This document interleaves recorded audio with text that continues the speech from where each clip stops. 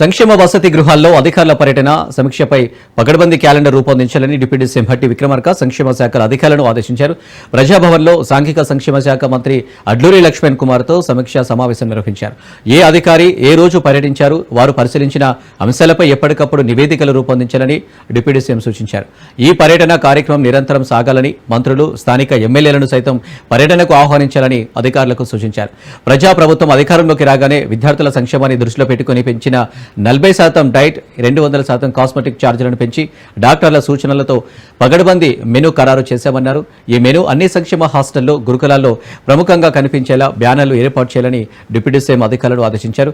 వసతి గృహాల అదే భవనాల్లో వసతులు ఎలా ఉన్నాయి, భవనాలు యజమానుల వివరాలతో ఒక నివేదిక రూపొందించాలని డిప్యూటీ సీఎం సూచించారు.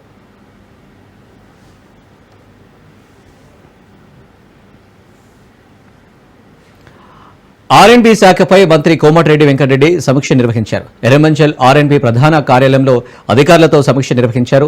ఆర్ఎండ్బి ఎన్హెచ్ రోడ్లు, హ్యామ్ రోడ్లు, మెడికల్ కాలేజీలు, ఆర్ఓబిలపై మంత్రి చర్చిస్తున్నారు. సమీక్షలో ఈఎన్సీ జయభారతి, సిఈ మోహన్ నాయక్, లక్ష్మణ్, రాజేశ్వరరెడ్డి తదితరులు పాల్గొన్నారు.